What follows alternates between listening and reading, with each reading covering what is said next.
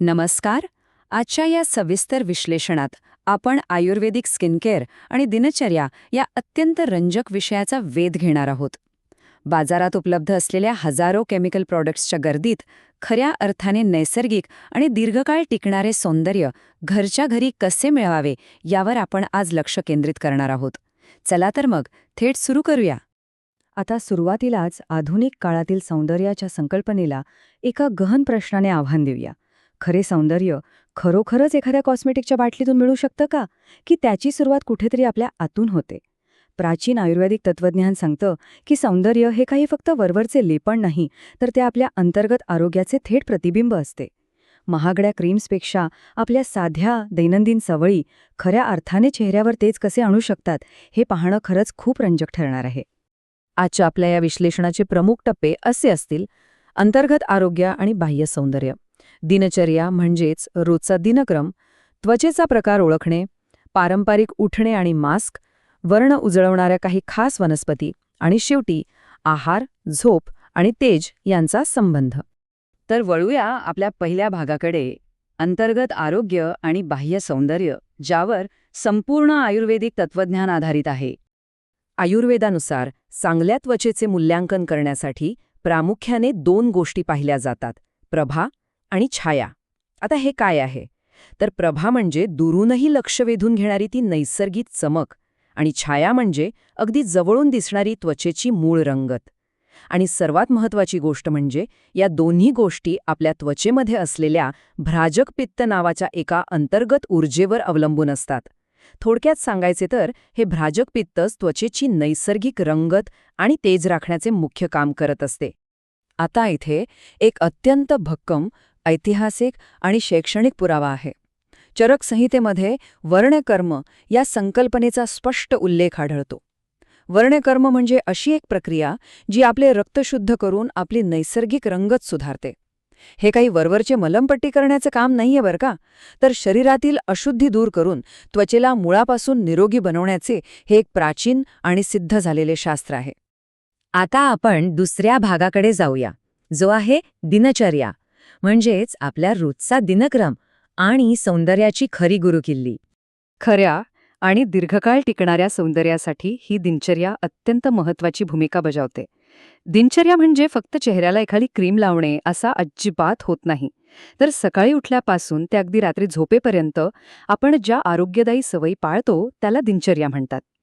शारीरिक आणि मानसिक आरोग्याचे उत्तम संतुलन राखण्यासाठी आणि अर्थातच त्वचेचे तेज टिकवण्यासाठी आयुर्वेदाने या दैनंदिन नियमांवर विशेष भर दिला आहे. चला तर मग एक आदर्श सकाळचा दिनक्रम कसा असावा ते पाहूया. याची सुरुवात सूर्योदयापूर्वी उठून उषा जलपान करण्याने होते. म्हणजे काय, तर सकाळी उठल्याबरोबर लगेच पाणी पिण्याची सवय. यामुळे दृष्टी आणि बुद्धिमत्ता वाढते असे मानले जाते.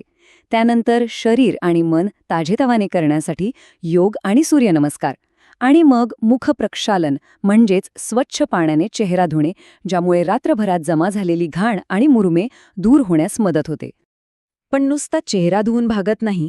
या पलीकडे जाऊन तोंडात तेल धरून ठेवण्याची जी ऑइल पुलिंगची पद्धत आहे ती चेहऱ्याचा रक्तपुरवठा प्रचंड सुधारते. त्यानंतर येतो अभ्यंग, म्हणजेच कोमट तेलाने केलेली मालिश.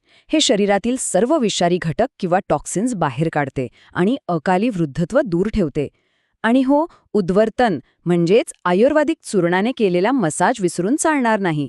हा मसाज अतिरिक्त घाम आणि चरबी काढून टाकतो, ज्यामुळे गाल अक्षरशः कमळासारखे टवटवीत दिसू लागतात. या पुढचा तिसरा अत्यंत महत्त्वाचा टप्पा आहे त्वचेचा प्रकार ओळखणे. कोणताही उपाय करण्यापूर्वी आपली त्वचा नेमकी कोणत्या प्रकारची आहे हे ओळखणं खूप गरजेचं आहे. इथे वात, पित्त आणि कफ हे जे प्राचीन वर्गीकरण आहे ते आधुनिक काळातील प्रकारांशी कसे अचूक जुळते हे पाहणं खरंच थक्क करणारं आहे. वातप्रधान त्वचा ही सहसा कोरडी किंवा ड्राय असते. पित्तप्रधान त्वचा ही तेलकट असते आणि तिला मुरुमांचा त्रास जास्त होतो. तर कफ प्रधान त्वचा ही कॉम्बिनेशन किंवा मिश्र स्वरूपाची असते. त्वचा ओळखल्यानंतर आता वळूया चौथ्या भागाकडे, पारंपरिक उठणे आणि मास्क, जिथे आपले स्वयंपाकघरच एका उत्तम क्लिनिकचे काम करते. बाजारातल्या केमिकलयुक्त साबणांना फाटा देऊन अगदी सहज उपलब्ध असलेल्या गोष्टींचा वापर करून आपण एक उत्तम नैसर्गिक स्क्रब बनवू शकतो. करायचे काय आहे तर फक्त हरभरा डाळीच्या पिठात म्हणजेच आपल्या बेसनात थोडे कच्चे दूध मिसळून एक पेस्ट तयार करायची. ती चेहऱ्याला लावून हलक्या हाताने मसाज करायचा. हे मिश्रण मृत त्वचा काढून टाकते आणि चेहऱ्यावरील अतिरिक्त सिबम किंवा तेलकटपणा कोणत्याही दुष्परिणामांशिवाय एकदम नियंत्रणात आणते. याशिवाय काही उत्तम पारंपरिक उपाय आहेत जे त्वचेसाठी खऱ्या अर्थाने वरदान ठरतात. दही, हळद आणि बदामाचे तेल एकत्र करून 10 मिनिटे मसाज केल्यास एक छान गोल्डन ग्लो मिळतो. सुकामेवा जसे की बदाम, काजू, पिस्ता यांची पेस्ट आणि त्यात मसूर डाळ व गुलाबजल मिसळून बनवलेलं उटणे त्वचेला खोलवर पोषण देते. तसेच बेसन, त्रिफळा चूर्ण, हळद आणि कडुलिंब किंवा पुदिन्याची सुकवलेली पाने वापरून बनवलेला हर्बल मास्क अँटीबॅक्टेरियल काम करतो आणि मुरमे मुळापासून नष्ट करून त्वचेला एक अद्वितीय नैसर्गिक तेज देतो. आता स्वयंपाकघराच्या पुढे जाऊन आपल्या 5व्या भागात आपण माहिती घेणार आहोत वर्ण उजळवणाऱ्या विशेष वनस्पतींची, ज्यांना वर्ण्य महाकषाय म्हटले जाते. या वनस्पती म्हणजे काही निव्वळ पारंपरिक कथांमधले घटक नाहीत बरं का. त्यांच्यामध्ये अत्यंत प्रभावी अँटीऑक्सिडंट आणि अँटी इन्फ्लमेटरी गुणधर्म असतात. उदाहरणार्थ, चंदन त्वचा शांत आणि थंड ठेवते, कारण त्यात अल्फा सँटलॉल असते. मंजिष्ठा रक्त शुद्ध करून रंग उज्ज्वळवते. ज्येष्ठमधामध्ये मेलेनिन नियंत्रित करण्यासाठी ग्लिसरॅझेटिक ॲसिड असते. तर वाळा, ज्याला आपण उशीर म्हणतो, तो शरीरातील उष्णता आणि ऑक्सिडेटिव्ह ताण कमी करण्याचे काम करतो.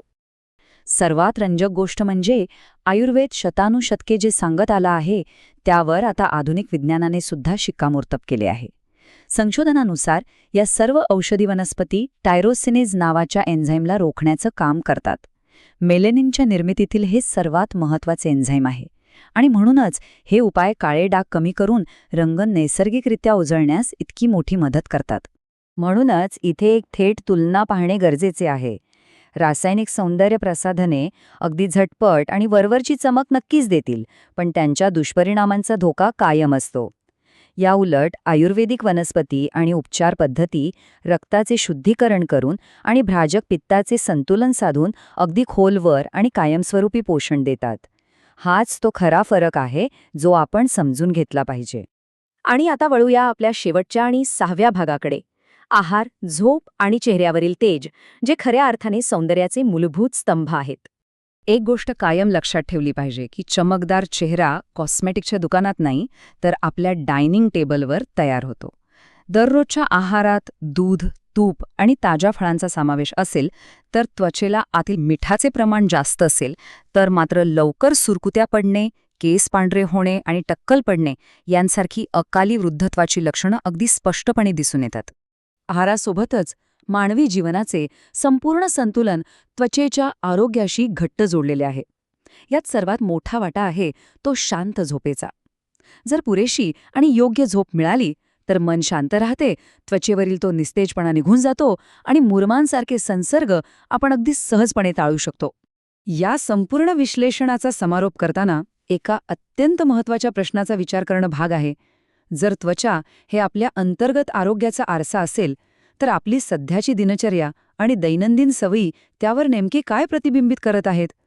आयुर्वेदाचा हा सर्वांगीण दृष्टिकोन आपल्याला केवळ बाह्य सौंदर्याकडेच नाही तर आपल्या संपूर्ण अंतर्गत आरोग्याकडे नव्याने पाहण्याची संधी देतो.